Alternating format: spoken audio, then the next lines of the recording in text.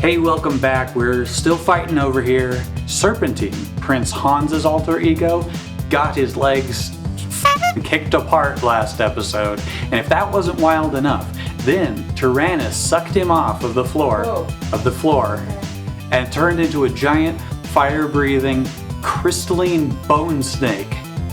So now everybody's got to fight him. We also hit 50 It Was Then, so cheers. If you have fanfiction submissions, whether or not you wrote them yourself, or fan art submissions that you did make yourself, email them to fanficnight@orderoftheleague.com. This is Fanfiction Theater, a celebration of naive writing and all of its foibles, flaws, and unintentional hilarity. As Britney Spears once said, ha ha hee hee ha ha ha. Alright, author's note. Hey there, Venomites, and happy Valentine's Day. I apologize for the long wait, but I've been very busy in my life, and it's a long chapter anyway. I hope you enjoy this next chapter, and enjoy your weekend and V-Day. Chapter 15. Kristoff promptly ushered the girls to safety as the others prepared themselves for the ultimate fight. Elsa wanted to stay behind and help, but Eddie would not have it. He knew that if she stayed behind, then Tyrannus could use that to his advantage and do something to hurt her.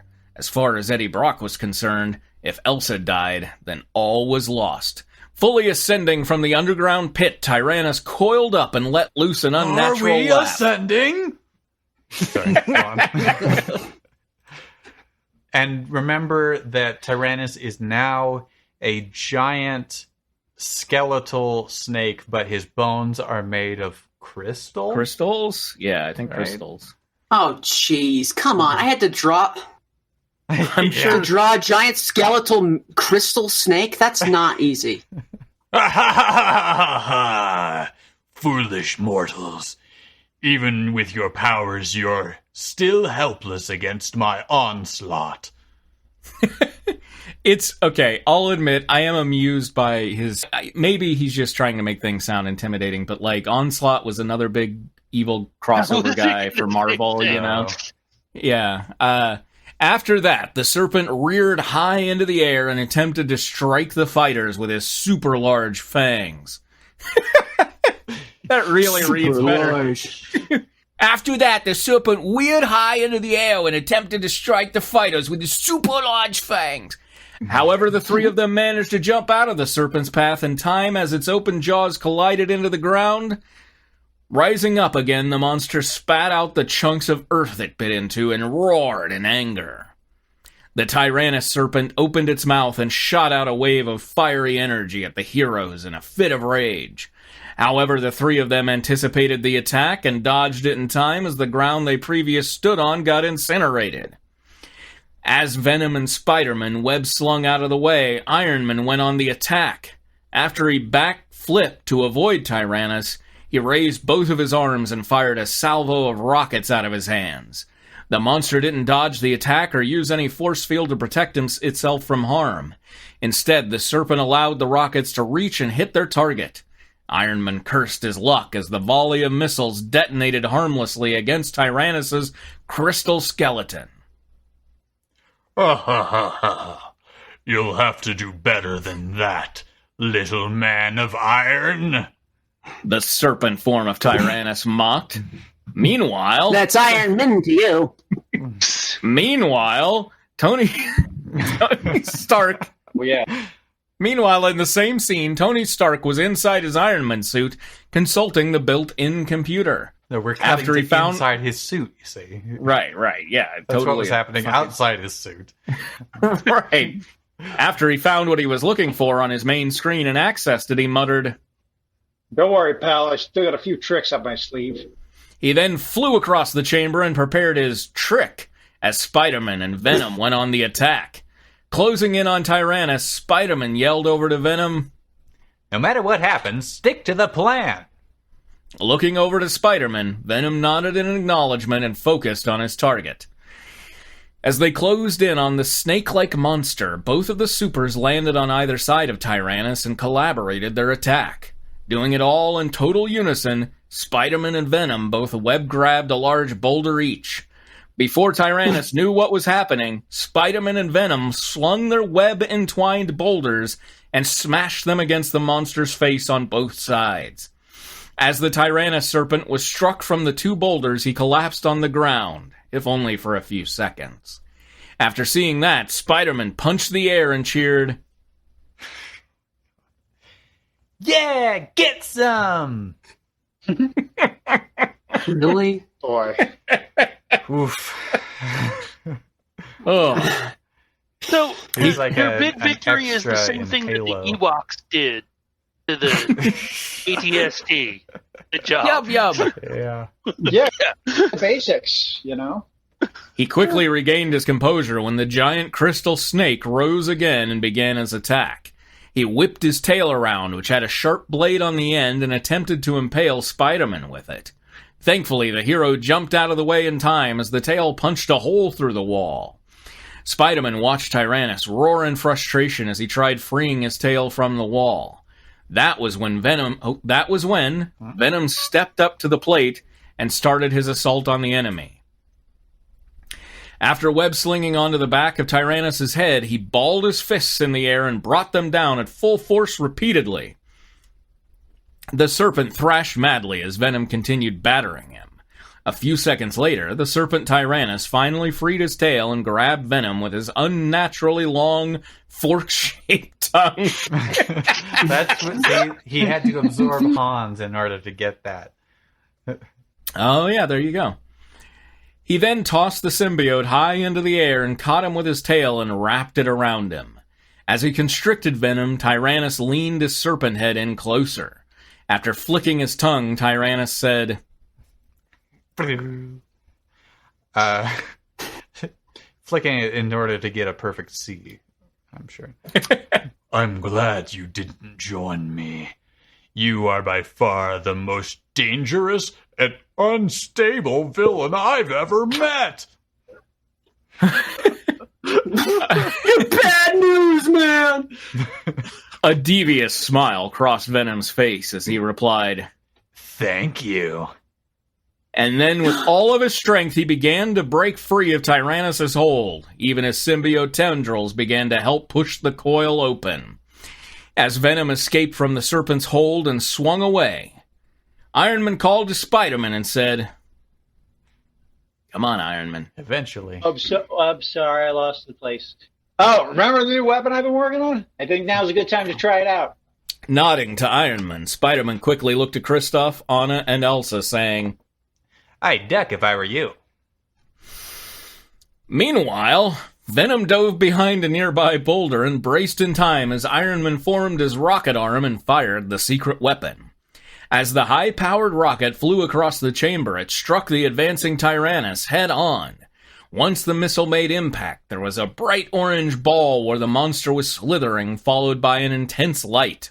The two sisters, Spider-Man and Kristoff, were behind a fallen pillar facing away from the explosion. There's an Oxford comma there. Come on. No, I guess you're right. But it doesn't, it reads, I mean, come on. As the group lied on their stomachs... I'm on my back! We're sisters! As the group lied on their stomachs with their hands covering their heads, Kristoff could have sworn that he could see the bones inside of his arms. The force of the explosion continued to rage and ravage the chamber as debris flew through the air and crashed around them.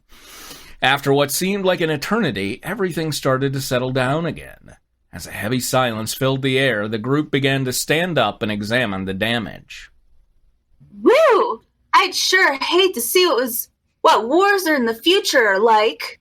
Anna exclaimed as Kristoff helped her up. Meanwhile, Venom was across the chamber, emerging from his hiding spot as he called over to Ironman. How long have you been waiting to fire that one? Saving that one for you. Been working for a while now with you in mind. Ironman That's why I said I was responded. saving it for you. Twice. Ironman responded with a sly smile from within his helmet. Venom jokingly called back, I can't see your smile. It's from inside my helmet, that's why. Sorry to His helmet is disappoint. painted like Boba Fett's. A few moments later, the smoke began to clear, and the group eagerly looked to see if Tyrannus was dead. A deep, evil laugh began to ascend from the smoldering wreckage and began to grow louder as the smoke dissipated completely. Suddenly, Are you laughing at your own death?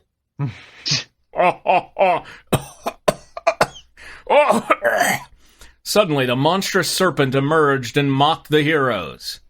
If that's the best you can do, then this world is already mine. Meanwhile, What are you doing? Man, we need a Me- separate counter for meanwhile. Meanwhile, Ironman cursed his luck as he said, Bomb was the strongest weapon on me. I don't know what else to do. How suddenly, does he curse and say that at the same time? it's implied that I'm cursing my luck with my offhand remarks here. Suddenly, Kristoff remembered what Carnage had said about the Mundus Calcator and the magical mirror. The mirror and the book are both protected by a strong magical force. If they couldn't destroy Tyrannus, then maybe they could send him back through the mirror somehow. It was then a plan began to form in his head. Venom web slung to the group, and Kristoff got his attention by saying, Eddie, I got an idea. It's risky, but it may be our only chance of stopping this guy. I gots to. I got an idea. I have to idea. I must. I got an idea. Catching Spider-Man and Iron Man's attention along with the girls, he elaborated, I think I can open that mirror back up, but it's not 100% guarantee. What do you have in mind? Venom asked. I'm A going 50% guarantee. I'm going to bust the mirror wide open. Didn't you just listen to what I just said? Yeah. All right, what's the plan? Shaking his head, Spider-Man responded, There's no telling what kind of repercussions that could have. You could die. Taking a breath, Kristoff answered, I know, but it's our only chance. Anna almost broke I like into... that this is considered dangerous after they blew up a missile in an enclosed space where they all were. Which it was implied was a radioactive missile, That's right? kind of what the implication I got was. Yeah. Too. I mean, we're all sterile anyway, like at this point, it's really... Anna almost broke into a sprint, but didn't, I guess, as she went across the encircled group and grabbed onto That would have been Kristoff. usul. She thought better of it. Lightly jogged. You can't do that, Kristoff. What if it doesn't work? You'll get yourself killed. To which the mountain man replied, If we don't stop Tyrannus, then we'll all die. He quickly looked over to Well, look, Spider-Man. folks, it's the Mountain Man. He quickly looked over to Spider-Man, Iron Man, and Venom, saying, We only got one shot at this, and if things don't go according to plan, then you're our last line of defense. That's why I want you to take Anna and Elsa and get them far away from here as you possibly can.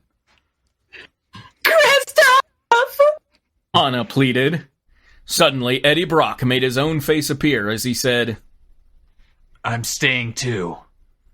The Queen shook her head, saying, I lost you once, and I'm not going through that again. Eddie only looked at her and replied, Hey, we got to bring the other counter up here. I already deleted it. Oh no. Kristoff is right. We have one chance to pull this off, and I don't think Tyrannus will let him get close to that mirror without a fight, although he's being pretty chill while we talk about this. That's true. Yeah, it's in the same chamber. Like, Yep. suddenly their voices are echoing and everything. That's why I need to stay, to give Kristoff the opportunity he needs to get the job done. Elsa quickly grabbed Venom by his symbiotic suit and pleaded sternly, As Queen of Arendelle, I order you not to stay. I order you. To which Eddie gently smiled and said playfully, Sorry, babe. I'm a villain. I don't listen to royalty. Oh, that's the poster line right there. You put that on a poster. You sell millions of tickets. You're golden.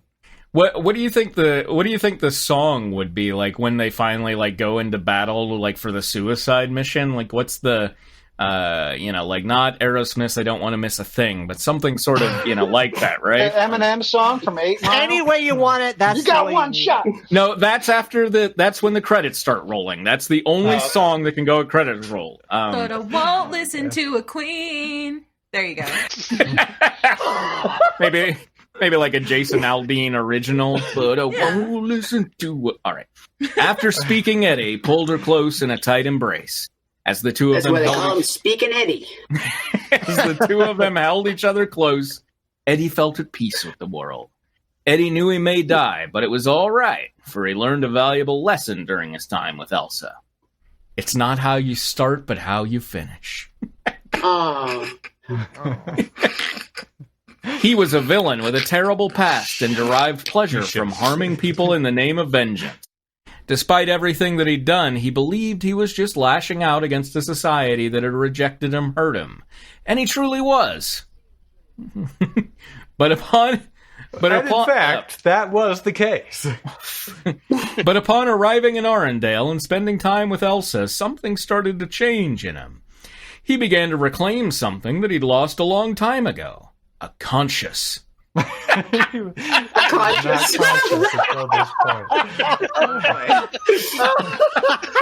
He just sobered up from a month-long bender.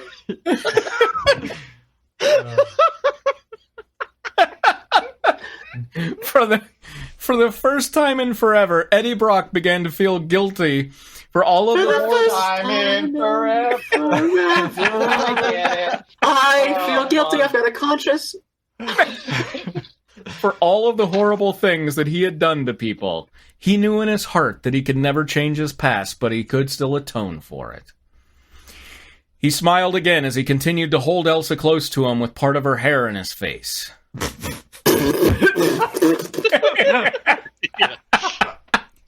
Okay. I'm trying to get some hair in my face so I can do the line right. I'm gonna miss her sweet scent. He thought that was more of a carnage. I'm gonna miss her sweet scent.